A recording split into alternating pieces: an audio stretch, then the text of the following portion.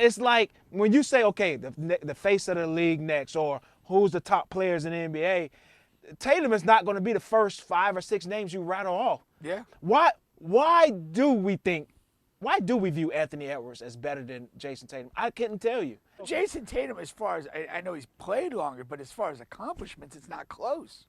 Yeah. His accomplishments are way more.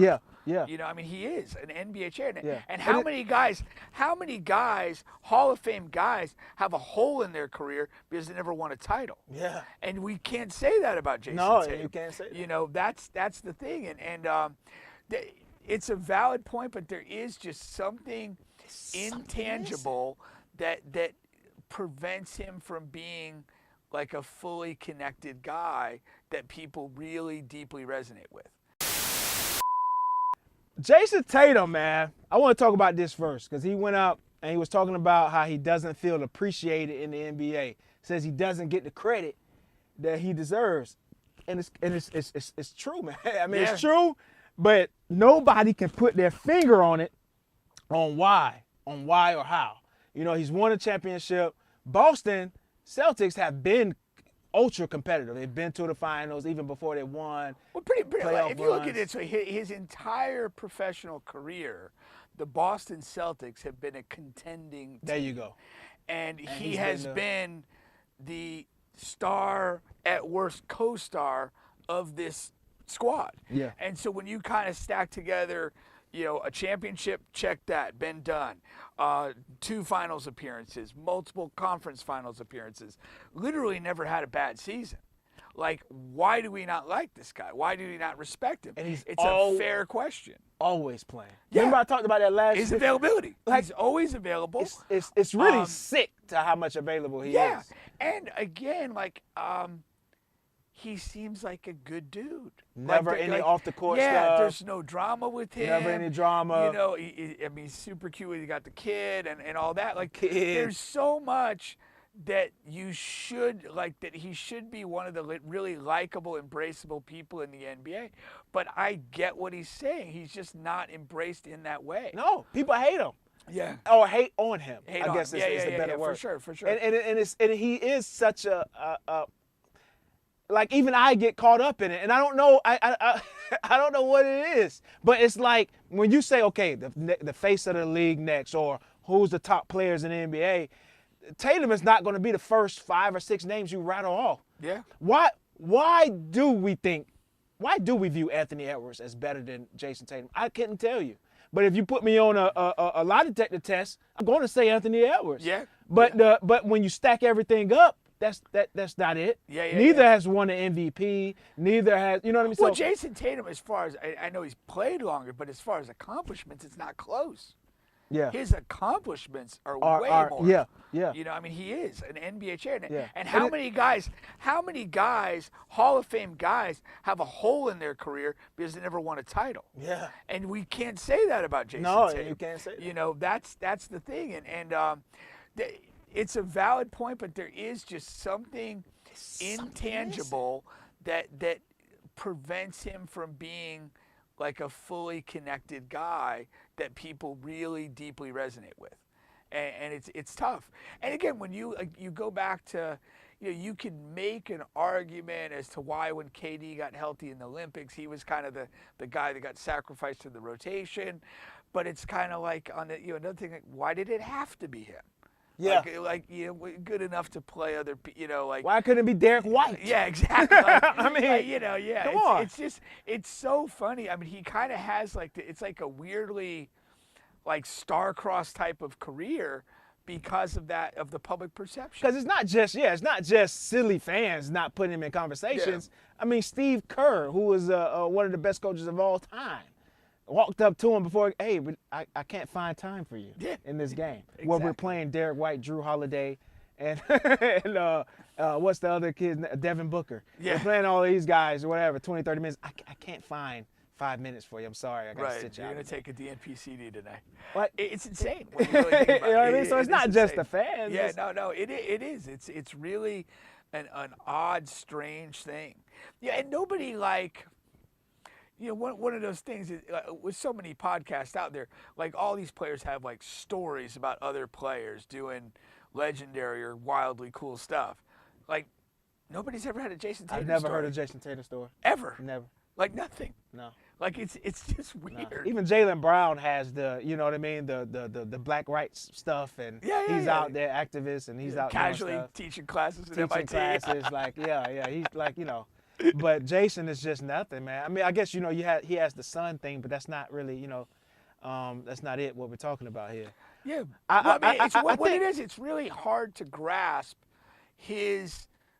Essentially, it's like a failure to connect deeply with with basketball fans. You think that's what it is? Well, that's what it is. The why is the question. I mean, because at the end of the day, I mean, look, take Anthony Edwards for he comes along and his youthful brashness, his early comments last year about playing games resonated at a time when people were fed up with guys resting and load management and all that. And he was a two-way guy last year. It all lined up, and he was just the guy last year that felt like the rising star.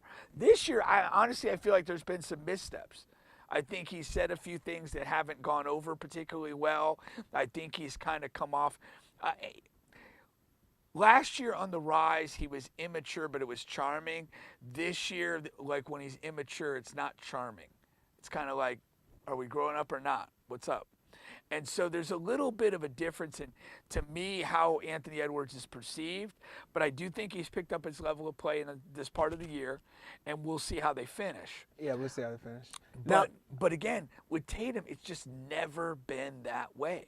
Now, I agree with that, but what do you think about this? I think sometimes the media picks the wrong horse. Could be. And what I mean by that, they never pick Tatum, but they pick guys like Ben Simmons and Blake Griffin and I mean I can go on and on, whatever.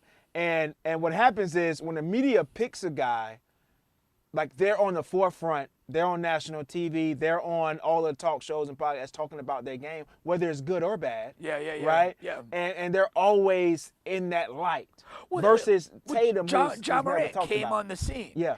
And he was when he's kind of on the rise, he's like this guy that young kids are loving. He's athletic. He's high flying. He's kind of bold and fearless. He's the guy the and media then he gets in trouble, and that's still the talking point, and it still sucks up a bunch of the conversation. Yeah. And meanwhile, Tatum's reeling off his fifth, sixth, seventh solid year of all-star level play. And everybody's like, whatever. No, you're right. I mean, how the media chooses to portray a guy or push a guy to us, whether we want to or not. I mean, I kind of pride myself in evaluating people as players and kind of being comfortable with my own evaluations if I think a guy's a real guy or not. Yeah. But I mean, I'm being dishonest if I say the media doesn't impact, how you look at people. And that's the thing. When you become a talking point guy, like Anthony Edwards did last year, people who maybe weren't too familiar with you hear the name enough that they're going to check it out.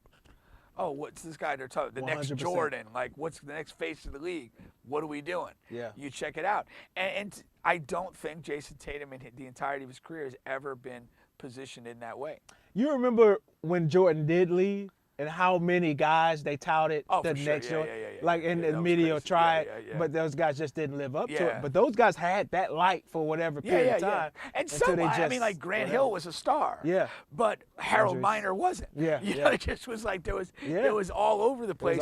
There was such a huge hunger to fill that void that you had to kind of create these guys and do that. But there's another part of this, I think, that a little bit of it is timeline. He comes in to this league when, kind of the Warriors are the Warriors. KD and LeBron are doing amazing things and have that, top guy thing. And he kind of is just always behind that, like he was in the Olympics. He never was able to get in front of that. And that public perception-wise really hurts. Now, there's not a coincidence that, LeBron's not what he was. KD's not what he was, hasn't been for a little while. And then last year, there's kind of this void. And into that came Anthony Edwards. But he had the benefit of being new at that time. Whereas Jayson Tatum, we're already familiar. We already have perceptions and beliefs about him, opinions about him. And I think just almost timing-wise, it just didn't work for him to be the face of the league.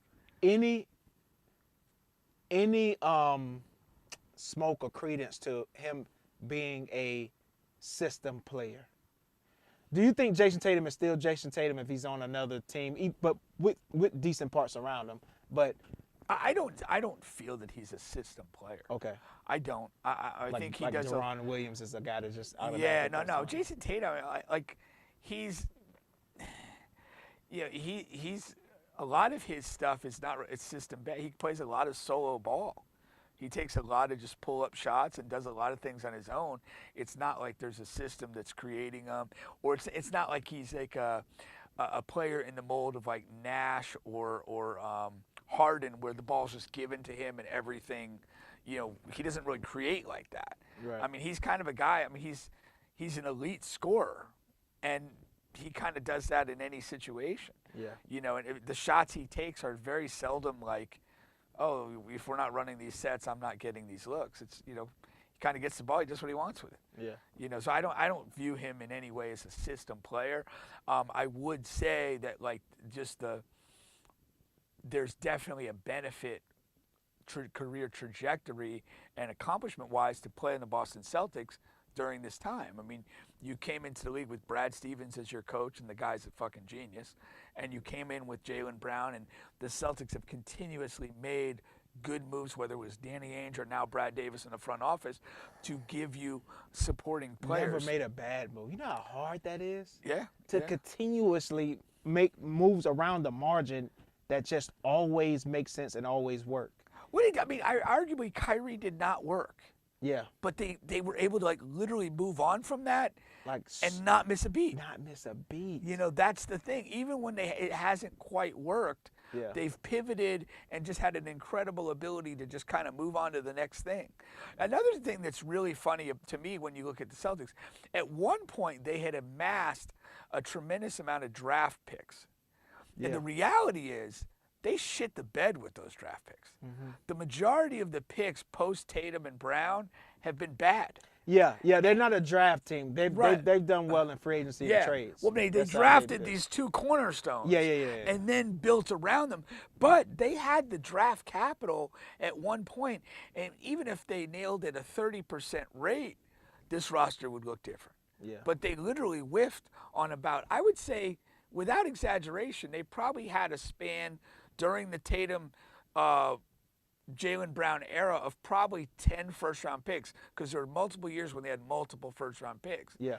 And for all practical purposes, they're like 1 for 10. Robert Williams gave them something in the 1 year. You know what's funny? I was actually thinking about this earlier in depth, but not for the Celtics, just in general. Yeah. The NBA versus the NFL is a much different game. I think the NFL, you have to hit on draft picks to fill your roster, especially if you have a quarterback you've already paid. Yeah. That's like the name of the game. If you don't draft well and fill out your roster, it doesn't matter. You can't do it in free agency trade. We saw the Eagles do it, the Dream Team, and fail, and we saw other teams do it as well. Yeah. You have to draft well if you're going to have a quarterback you pay. In the NBA, you don't have to draft well. If you have the main guy, like if you have in the NFL, if you have your quarterback. In the NBA, if you have your main guy, the draft is not the name of the game. The name of the game is free agency and trades. And that's sort of like throughout the history of the NBA, those are the NBA champions, those are the moves. Well, and you can look at team after team. And I went through this exercise already. But team after team. Once you have your cornerstone but guys, as I say, you typically have to hit your cornerstone in the draft. Same thing in the NFL. That's what I'm saying. Yeah. Once you have your quarterback, yeah. NBA, once you have your cornerstone guy or two, the peripheral is always trades and free agency. That's it. Yeah, no, I get that. Because the NBA, they don't lean on young guys like the NFL do. The NFL will have key guys at cornerback, safety, whatever, offensive line, defensive line, rookies, second year, third year. In the NBA, those guys they're not ready for championship runs yet. It's